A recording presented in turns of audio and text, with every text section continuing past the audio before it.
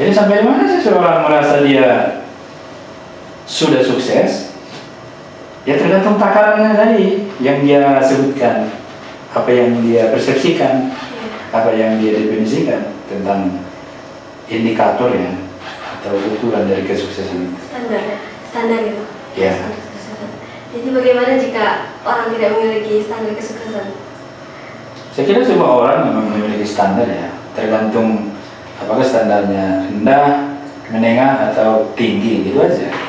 Jadi semua orang memiliki standar. Memiliki Standar. Jadi semua orang bisa mendapatkan kategori orang yang sukses dong? Iya, harus itu. Wajib itu. Karena kita. Iya, karena memang kita kan inilah enaknya di negara demokrasi ini. Ya. Kalau ini sistem kerajaan, Iya. kamu kalau bukan anak raja, coba bisa jadi pemimpin nggak? Enggak. Miskin terus lah. Iya, karena yang menjadi pemimpin itu adalah Anak aja. putra Ya, mahkota. Tapi dengan adanya demokrasi ini, semua orang berhak menjadi pemimpin. Kalianlah yang menjadi pemimpin itu pada masa depan.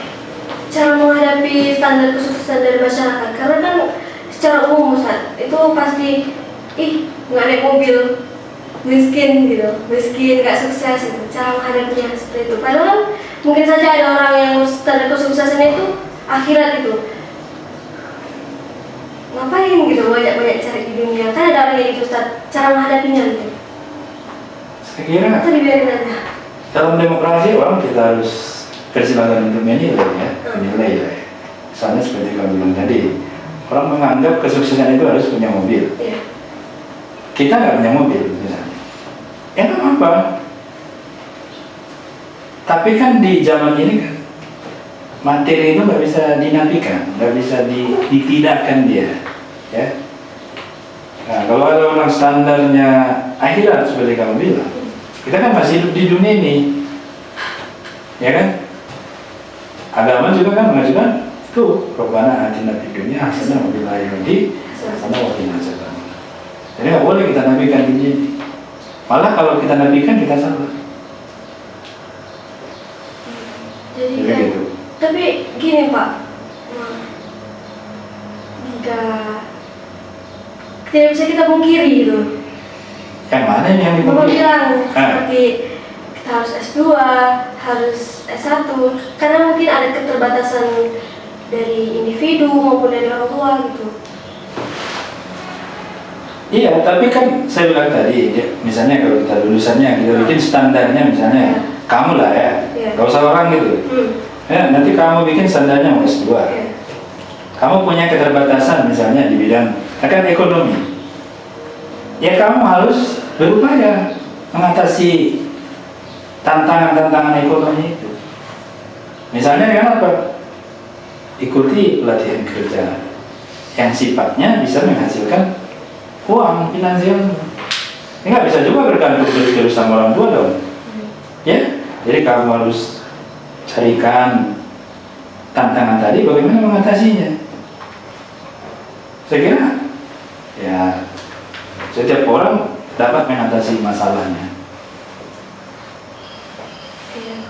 Jadi kan mungkin nanti kakak sama abang ini kan lagi mau pengumuman SBM ya Pak. Ya. Kalau misalnya pesan bapak lah, kalau misalnya mereka belum keterima mungkin tahun ini. Ya pertama kalau orang tidak lulus itu ada perasaan sedih ya, perasaan kecewa gitu ya. Dan saya selalu katakan, dan termasuk saya jelaskan juga sama beliau, kalau orang diterima itu penerimaan itu gak ada persoalan, ya kan? Iya. Tapi kalau orang ada penolakan, nah itu persoalan. Susah. Lebih susah. Ya lebih susah menghadapinya. Kalau penerimaan saya kira nggak terlalu masalah. Misalnya kamu ingin masuk IC, lulus, kan nggak ada masalah. Ya ada pun mungkin sedikit-sedikit aja. Tapi kalau kamu tidak masuk, sudah kepingin masuk IC, lalu tidak masuk, pasti kan kecewa. Saya dengar ada yang menangis sampai menangis. Ya, ada yang mungkin dia tidak tidur gitu ya. Jadi saya katakan ya, penolakan itu yang paling berat itu merasa ditolak Tuhan. Ya, Penolakan ada berapa macam rupanya Pak? Penolakan ada berapa Yang macam? ada di merasa ditolak Tuhan. Contohnya doanya dia merasa tidak terkabul. Yang kedua, merasa ditolak oleh orang lain. Ya, ditolak oleh orang lain karena dia punya hajat kepada orang lain, tapi orang lain tidak menerima, dia menolak. Ada lagi penolakan terhadap merasa ditolak oleh alam. Maksudnya lembaga, tempat kerja, tempat melamar dan lain-lain. Baru ada lagi yang paling aneh itu dia menolak dirinya hidup. Kenapa aku harus hidup begini kalau hanya menghadapi penderitaan begini? Nah, itu semua akan bermuara. Kalau dia merasa ditolak oleh Tuhan, dia kan menjadi teis, dia kan masuk ke nama katanya. Ngapain aku ibadah? Doamu nggak pernah terkabul katanya. Kalau dia ditolak oleh orang lain, dia merasa susah memasukkan diri dari itu. Dia merasa salah, dia merasa ada kurang dia. Kalau ditolak oleh lembaga, dia merasa nggak ada yang perhatian sama dia. Terus kalau dia ditolak oleh dirinya sendiri, kita yang saya bilang itu. Berarti kalau ditolak oleh universitas itu termasuk penolakan yang mana? Ya, kalau ditolak universitas itu bisa kita katakan ditolak oleh alam. Alam menolak alam. Nah karena itu jangan dikira kalau misalnya kita katakan tidak diterima, ya tidak diterima. Itu di lembaga itu kan banyak pertimbangan, tidak satu pertimbangan. Jadi kamu misalnya tidak masuk satu universitas, itu kan tidak berarti karena kamu bodoh, tidak berarti karena kamu tidak dikehendaki oleh Tuhan, dikehendaki Tuhan. Tetapi karena berbagai rangkaian dalam hidup ini muncul hasilnya tidak lulus. Itu misalnya, dan kamu harus siap menerima itu. Kadang dari saya sendiri ya Pak, kalau itu kadang lebih mudah menerima. Oh, saya nggak lulus, saya bisa terima. Tapi ketika ada orang lain, mungkin orang-orang terdekat saya yang mungkin, tapi mereka tidak terima kalau saya seperti itu. Jadi mau tidak mau saya seperti merasa ditolak oleh Tuhan, alam, orang-orang sekitar gitu Pak. Iya, perasaan itu pasti ada. Dan agama membenarkan itu. Jadi frustrasi itu, ke dalam tanda petik ya, itu boleh. Jadi putus asa itu hampir putus asa itu boleh. Nggak apa-apa. Kenapa ya? Ya begitu memang. Agama begitu.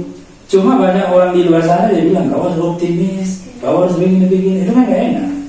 Kalau kita gagal, yang pertama kita akui bahwa kita gagal, kita terima. Ya, kita terima.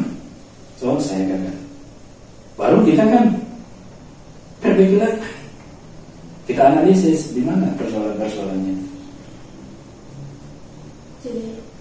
Cuma begini lagi. Jadi banyak pelajar itu ketika juga gagal menyalahkan, itu pun menyalahkan Tuhan, menyalahkan orang lain, menyalahkan pemerintah, menyalahkan yang enggak. Itu nggak boleh semua. Menyalahkan sekolah. Iya, menyalahkan sekolah. Itu nggak bisa. Ya, itu tidak bikin kita bertanggung jawab maksudnya. Kalau kamu mau berhasil, kamu nggak boleh nyalahkan orang lain. Tapi kita tetap harus punya sesuatu untuk disalahkan, Pak. Iya, tapi sebagai remaja seharusnya tidak begitu lagi. Kan kalau remaja itu kan sudah balik. Balik itu artinya kan sampai sebenarnya dalam bahasa, tapi sampai menjadi sudah lebih agak dewasa ya. Walaupun dia remaja kan. Jadi kamu harus berupaya bertanggung jawab itu menerima atau menanggung ya akibat baik dan buruk perbuatan kita. Jadi kamu misalnya dari nggak lulus, tidak lulus itu kan karena ada apa namanya semacam perbuatan perilakumu yang mungkin belum terarahkan untuk tujuan tadi, misalnya universitas tadi. Jadi masih banyak waktu luang yang kosong yang kamu agak abaikan sehingga tadi akibatnya tidak lulus. Dan tidak lulus tadi pun banyak aspeknya. Nggak usah pikir-pikir itu. Misalnya kalau kamu mau lulus itu ya universitas itu kan banyak di situ aspek paling begini. Ada panitia ujiannya, ya kan? Banyak itu macam-macamnya. Kamu pun mengikuti ujiannya kan banyak. Jadi orang tidak lulus itu tidak satu aspek, banyak aspeknya. Nah ketika orang menganggap ketidaklulusan itu satu aspek, nah disitulah dia kekecewaannya berlebihan. Seperti kau bilang tadi, orang tua pun kadang-kadang salah memahami, kurang apa lah ya, kurang bijak lah kalau istilah orang dari ya. Karena mungkin harapannya sudah tinggi pada si anak, tahu-tahu dia dengar kabar tidak lulus, kadang-kadang kan dia sulit untuk dia terima. Ya, memang segala sesuatu itu kalau dia yang sifatnya seperti itu, misalnya kekecewaan, orang tidak bisa menerima awalnya. Penyakit, ya ketidaklurusan, ya bencana, orang kadang-kadang langsung katakan ini tidak mungkin. Nah, tapi lama-kelamaan kan orang harus juga menerima itu. Semakin cepat diterima, semakin cepat diatasi. Semakin banyak dibikin alasan-alasan atau justifikasi, semakin lama dia mengatasi persoalan itu.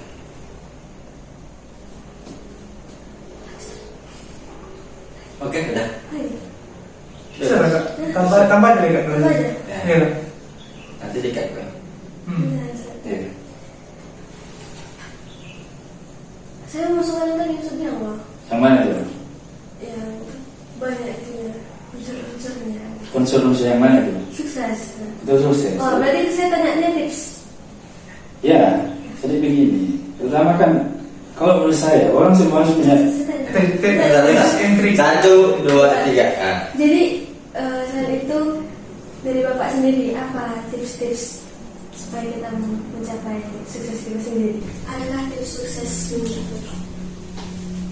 Saya tidak terlalu percaya ya dengan tips-tips ini. Ya kan, karena ini kan cara-cara instan untuk melakukan sesuatu. Ya, saya ini orang tua ya, tidak jauh beda dengan umur kalian. Jadi kalau memang orang sekarang kan dia ingin yang cepat-cepat itu, karena kan biasa cepat saji, cepat amat semacam ini dia. Kalau kami orang kampung ini, orang desa saya, orang kampung. Ya. Jadi dia harus berupaya serius untuk mengejar kesuksesan yang dia mau raih itu. Kan saya bilang, pertama kita harus bikin dulu tujuan kan. Ya misalnya kalau kita mau ada tujuan, nah di tujuan itu nanti perlu strategi. Ya kan? Kalau sudah ada tujuan kan harus ada strategi. Di strategi ini banyak juga unsur-unsurnya, upayanya, alatnya, ekonominya, ya, uangnya. Misalnya kalau kamu mau universitas, ya. Jadi jangan kau pikir cukup dengan tujuan. Ada tadi cara-cara mencapai tujuan itu. Yang dipertimbangkan itu aspek. Paling tidak yang kau pertimbangkan aspek kemampuanmu, daya juangmu, kemampuan dirimu, baru aspek ekonomi. Nah, saya melihat sebagian besar memang kadang-kadang kita ada masalah di aspek ini. Tapi kamu nggak bisa salah-salahkan orang atas katakan kemiskinan. Nggak bisa salahkan juga pemerintah. Kita harus mendukung pemerintah untuk itu. Baru tadi kalau mau sukses misalnya, ingat tadi ya, yang pertama tujuannya, yang kedua strateginya, yang ketiga usaha itu sama dengan strategi. Yang ketiga itu ada cari orang panutan. Ya semacam tokohmu yang berhasil meraih itu. Saya kira dari tokoh yang panutan galau. Enggak, saya ini enggak tokoh saya. Ya, maksudnya gini, kamu ingin sukses di bidang pendidikan. Ya, kalau bidang pendidikan saya sudah S2. Utamanya di UIN, saya dari UIN Sunan Kalijaga. Sama Pak. Ya, syukurlah. Jadi cari orang yang sukses di UIN, pelajari lewat hidupnya, ikuti yang dia ikuti. Itu, kamu harus kan? Ikuti. Iya, maksudnya ikuti langkah-langkah dia. Gini, kalau mau orang kaya, berkapan dia orang kaya? Tanya dia trik-trik dia, bagaimana dia, langkah-langkah dia supaya kaya. Kalau mau lulus di universitas, bergauli orang yang lulus di universitas. Jangan bergauli orang yang di universitas nggak pernah tamat, nggak pernah lulus. Kalau mau jadi polisi, cari polisi, ikuti dia. Kalau mau jadi TNI, ikuti dia, pelajari dia. Kalau mau jadi dokter, ikuti, pelajari dia. Kalau mau jadi ahli hukum, ikuti, pelajari dia. Jadi kamu harus punya satu idola dia, satu tokoh yang sukses di bidang itu. Ikuti gimana nih maksudnya? Wah, semuanya, baca riwayat hidupnya, pelajari dia seperti apa dia meraih hidup. Kita ikuti kesehariannya gitu. Bukan, kamu kan bisa baca tokoh dari buku ya. Iya. Makanya remaja itu seperti kamu harus banyak membaca buku tokoh-tokoh itu. Dalam dulu bikinnya perbandingan. Misalnya kau ambil dari Wikipedia tokoh Indonesia, siapa misalnya kau pelajari Bung Karno, kau pelajari Pak Harto, ya, kau pelajari Pak Habibie, ya, kau pelajari Gus Dur, kau pelajari Bu Mega, kau pelajari Pak SBY, kau pelajari Pak Jokowi. Pelajari dia. Nah itu tiru sesuai dengan bidang yang kamu inginkan. Gitu. Itu sebenarnya bukan tips ya, tapi itu lebih banyak sebagai tindakan. Ya, kamu berkokohan kan, mau jadi misalnya ini itu, tapi kamu nggak laksanakan, sulit kan? Begitu. Jadi sulit itu kalau kamu hanya ingin sesuatu tapi tidak kamu lakukan untuk sesuatu itu. Usaha itu kita nggak bilang, usaha itu kan banyak dia definisinya. Kadang-kadang orang mikir saya sudah usaha kok tapi nasib saya begini. Iya, mana itu? Iya, usaha itu dibarengi dengan alat. Doa nggak? Ya termasuk doa lah. Orang beragama kan nggak boleh lupa doanya itu. Doa itu kekuatan. Tapi ingat ya, jadi Tuhan itu sebenarnya nggak menolak doa. Kalau nggak kekabulkan gitu. Tidak terkabul, itu saya bilang tadi banyak aspeknya yang melingkupinya, ya banyak aspeknya. Semua doa itu terkabul sebenarnya, nggak ada doa yang tidak terkabul. Jadi Tuhan itu nggak pernah menghalangi doa. Yang menghalangi doa itu yang kita. Jadi Tuhan itu selalu mengabulkan doa. Mau aja agama loh. Mengabulkan doa. Misalnya kita berdoa, ya Allah pengen jadi hakim gitu, ternyata nggak kabul. Ya karena kamu sudah berdoa ya Allah jadi hakim. Ya. Kamu masuk kuliah sudah keguruan. Kan kalau kamu jadi hakim berdoa, pertama masuk fakultas hukum, baru ikuti semua nomenklatur itu, gimana ya? Istilah-istilah itu sampai nanti baru jadi hakim. Persyaratannya itu kamu ikuti. Misalnya gini. Persyaratan jadi hakim umurnya misalnya 35 tahun untuk mendaftar jadi hakim, ya kan? Misalnya kamu sudah umurnya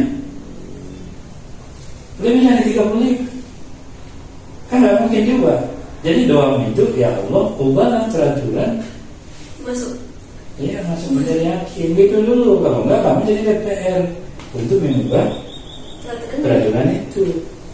Karena kan doanya orang ngerti ya. Doanya. Jadi doa itu sebenarnya terkabul menurut saya. Ada nggak? Bapak setuju nggak dengan orang yang bilang aku nggak sukses, Tuhan dia merasa nggak adil dengan Tuhan? Ya saya bilang tadi sebenarnya banyak orang ya dalam kehidupan ini secara tidak langsung menyalahkan Tuhan ya, atas kegagalannya ya, atas bencana yang terjadi dan lain-lain. Tapi Tuhan ya, membiarkan itu aja, menerima itu bahwa dia disalahkan, dia diabaikan. Kalau kita kan nggak bisa kan, nggak mau kan disalah-salahkan orang terus kan. Nah, tapi sebenarnya Tuhan itu seperti saya bilang tadi, secara mendorong kita ini supaya dia positif, baik, beramal saleh, ya, menolong orang, membantu, kan itu kan ajaran agama kan gitu, tulus, takwa, itu semua bagiannya kualitas. Kualitas itu maksudnya sesuatu yang bisa ditambahkan melalui pendidikan. Kamu pernah baca nggak gini? Ada orang ateis ngomong gini. Kalau Tuhan ada, kenapa terjadi bencana? Kenapa terjadi kelaparan? Kenapa ada bayi yang kecil yang tidak berdosa meninggal? Tahu nggak jawabnya? Kehadiran Tuhan di situ adalah telah memberikan akal pikiran ke kita sesuai dengan motonya tadi mungkin ya, supaya kita berpikir mengatasi persoalan-persoalan itu. Jadi Tuhan itu baik, maka sifat-sifatnya yang baik. Maka kalau kau ingin jadi orang baik, contohlah sifat-sifat Tuhan itu. Ar-Rahman, misalnya kita kasih ke orang, membantu, ya, as-subur, sabar, as-sabur, terima kasih, as-salam, memberikan keselamatan. Ya. Ada sifat Tuhan misalnya al-khabir, merendahkan.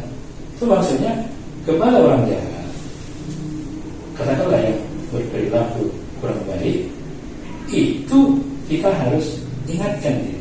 Dan di negara ini yang bisa merendahkan orang yang salah adalah misalnya pengadilan. Kan di situ. Jadi kamu juga nggak boleh ujaran-ujaran kebencian, menilai orang berlebihan, ya, apa namanya, melakukan bully, melakukan ejek-ejekan ke orang, baik melalui secara langsung maupun di media sosial. Begitu. Tapi kita kejauhan Pak. Tadi saya cuma nanya tips sukses saja. Iya, tapi itu juga bagian dari sukses. Bagian dari sukses. Supaya kau jadi bijak tadi menghadapi persoalan-persoalan itu. Tapi yang paling penting seperti kalian ini, ya seperti kamu bilang tadi, kamu harus berupaya. Kesuksesan itu sebenarnya nggak bisa pakai tips-tips dia. Jadi dia punya proses, punya tahapan-tahapan. Iya. Dan seperti hukum fisika aja kehidupan ini. Kalau sudah dilalui tahapan-tahapannya, nanti akan sukses. Pesan Bapak. Itu udah. Tadi udah. Ya kan? Lagi. Udah Ustaz. Pesan terakhir ya.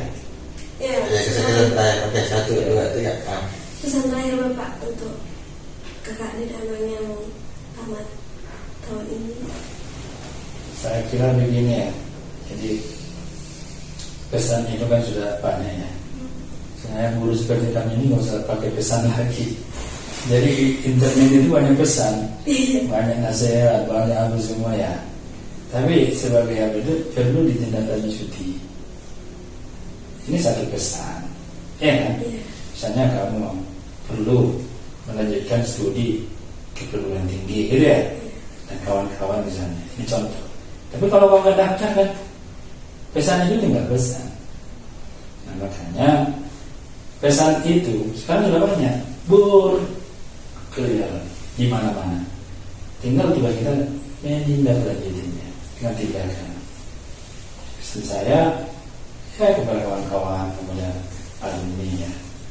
Kalian harus ingat juga bahwa Manisan Cendekia ini salah satunya adalah mewujudkannya manusia yang unggul di bidang ilmu pengetahuan dan takwa, sekaligus ya bahwa kalian ditargetkan atau kami cita-citakan dengan kawan guru supaya kalian menjadi pemimpin masa depan.